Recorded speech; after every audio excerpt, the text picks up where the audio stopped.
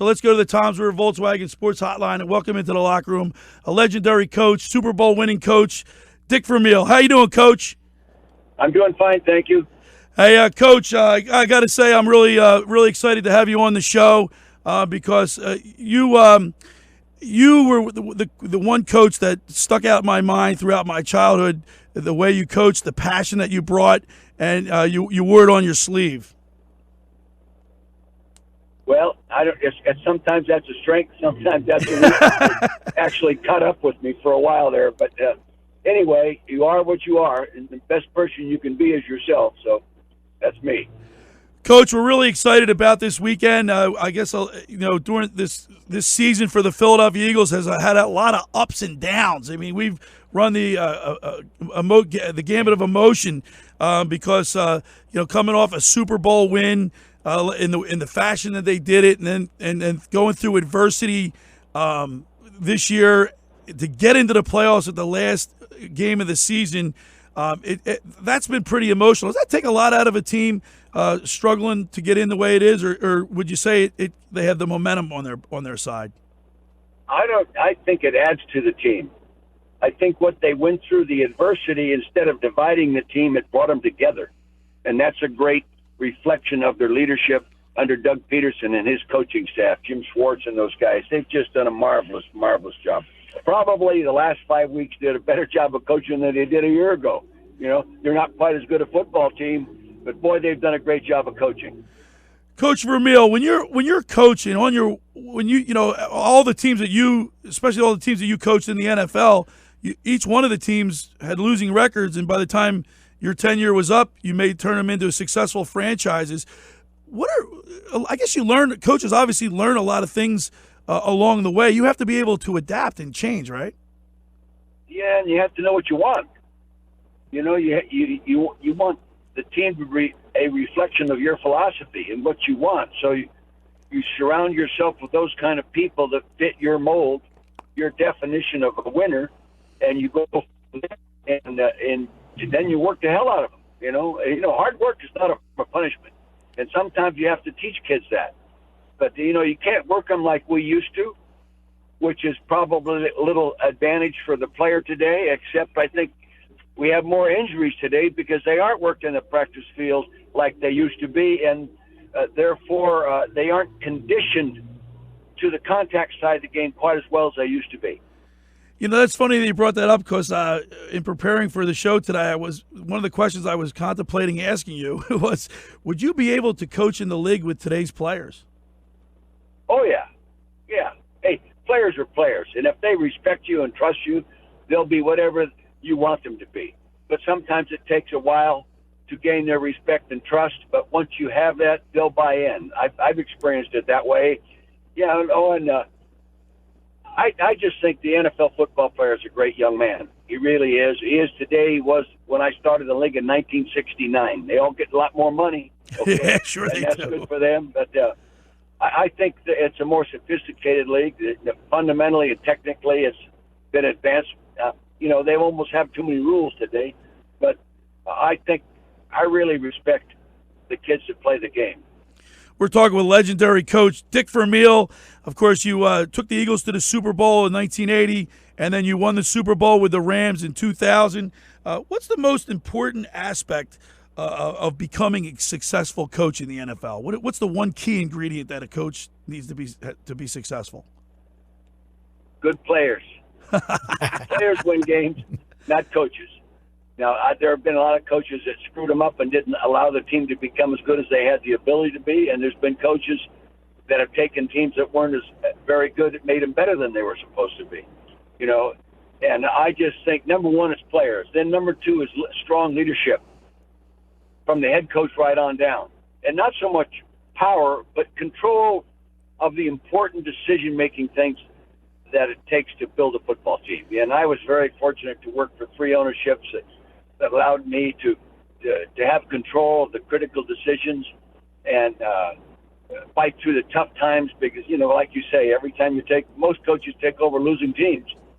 And a lot of guys take over losing teams and don't turn them into winning teams because the organization doesn't buy into a new approach they keep doing the same thing the same old way, and they keep getting the same old results. And there's look at Arizona fired a coach after one season. Yeah. My gosh. Yeah, ridiculous. So, Coach, during your tenure, you watched a lot of film. You broke down a lot of film. I know when you were in the Eagles organization, you spent a lot of time there, probably more than you wanted to. Do you still watch a lot of film? No, I just watch a lot of television. I don't have access. I don't miss games. And I watch them more as a fan. I watch Eagles more as a fan and a coach. But no, I don't have access to the. Now it's technology. It's computer. It's digital. Yeah. It's not film. It's not even tape anymore. So, Coach, of the three teams that you coached, which one are you rooting for this weekend? And I'll let you know. I don't think anybody's listening from Kansas City or LA, so feel free to speak. Well, I'm rooting for all of them. And they get playing against you. I've got three teams that I coach that are in the playoffs, and I'm proud of that. And I believe, if it came down to rooting for one team, I'd be an Eagle. This is my hometown. That gave me the opportunity to be a head coach in 1976. My friends are here. Most of my family's here. I still work for Blue Cross. They're loyal to me. So I respect what Jeffrey Lurie has done, and I admire what Andy Reid did, and I have tremendous compassion for Doug Pederson and his coaching staff. Nobody's done a better job over the last 2 years than he and his staff has done. All right, Coach, you've coached some great quarterbacks over the years. Jaws with the Eagles, Trent Green, Kurt Warner. What do you see in Nick Foles and then even Carson Wentz? Let's start with Nick Foles since he's going to be playing today. Evaluate what you see in his ability. Well, I think Nick Foles has been a victim of his circumstances over his career. He's never been given a job and say, hey, this is your job, except that really in St. Louis.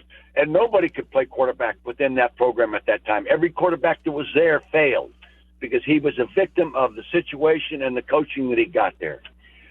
Whenever he was with Andy Reid, even the great year he had with Chip Kelly with 17 touchdowns, 2 interceptions, and then get back to back up to Andy Reid, then come here. He's a starting NFL quarterback, probably in the top 12 of the NFL. He's just never been totally engrossed in that kind of program. But I'll tell you this, I don't think there's anybody playing any better or being coached any better right now than Nick is. Yeah, having Doug Pederson, obviously a former quarterback, guiding him and guide him in the right direction is huge. Doug is amazing game day. His poise and his decision making and his in the last few games. In fact, I said the Houston game was a coaching masterpiece. Every NFL coach ought to watch that because they'd learn something from him. How they picked him apart was game planning, in detail, and then game day execution by the coach calling the plays. Just a marvelous, marvelous job. Trent Green was a great quarterback for me. Okay, hell, he wasn't even drafted. Okay, Kurt Warner. We all know the story on Kurt Warner. But if you put a guy with a certain level of talent in the right situation with the right coaching staff and surrounding with players that help him be good, he's going to be successful. Coach Vermeil, last week we had a referee roundtable on my show, and one of my guests, we had Steve Javie from the NBA, we had Curry Frazier from the NHL, and we had Bob McElwee from the NFL, and we get an opportunity to talk, and he thinks really highly of you. Well, he did our Super Bowl. Yeah, he did that was his last one. Yeah, I can remember standing right next to him on the sideline during the pregame stuff. Yeah, great man, and a local guy. The league needs more of Bob's, believe me. Yeah, especially with the way the officiating has been going this year in the NFL. Coach Vermeil. It's not so much that it's bad officiating. We're just giving them too many things to call, too many judgment calls. You can't be right all the time, Hey, Coach, what do you think about replay? I like it. I think it's reinforced the credibility of the game. It's added integrity. Sometimes it slows it down, but it's better to be slow and right than slow and wrong. I agree with that, absolutely.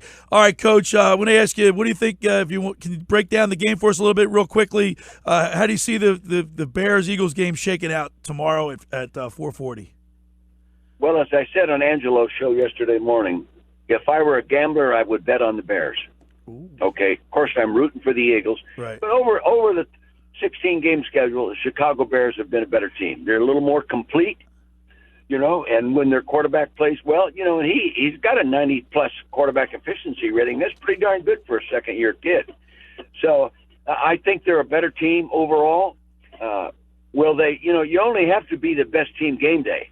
Yeah. And hopefully tomorrow the Eagles will be the best team. But they've got to play flawlessly. They've got to take the ball away, not give it away. They've got to convert on third down and these kinds of things, be successful in the red zone, don't miss a field goal.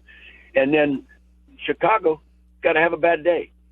Let's hope they do. Right. Hey, Coach, I've had a couple of your ex-players, former players on my show, Ken Dunnick and Vince Papale, and every time I speak with those guys, they really speak highly of you, and you guys have that special bond that'll never leave. It'll last a lifetime. You talk about Ken Dunning. I'm so proud of what he's done with the magazine businesses. Now he's franchising them. Yeah. And his family, his wife, Terry, and the daughters, and Vince. I mean, I'm in touch with Vince all the time. And Janet, what they've done, and now little Vinny. Yeah, he's in Delaware. Who just graduated. Yeah, he can play in the NFL. Well, you caught one of his games. Didn't you go down to see a couple of his games? I go to one game each year. Yeah. Coach, now you're people. retired, but you're not really retired. You got a wine business going on. You want to tell us how we can get a hold of the Vermeil wines? Well, the best way to get it is just Google Vermeil wines and have it shipped. What's your favorite one? What's your favorite flavor?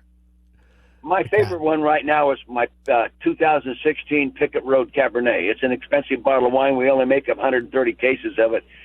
That's right now. It just got a 94 rating. And in fact, it's not going to be released until February. But there's a few places in New Jersey that still carry a little of our prop red, our 34. It's a blend. People like it. It's 34 after Super Bowl 34. But very little of our wine, we only make 2,500 cases, so it doesn't get spread all over the world. And little guys like us can't sell wine wholesale and make it. We've got to sell it direct for full price. And we're trying to do that and still haven't broken even. Okay.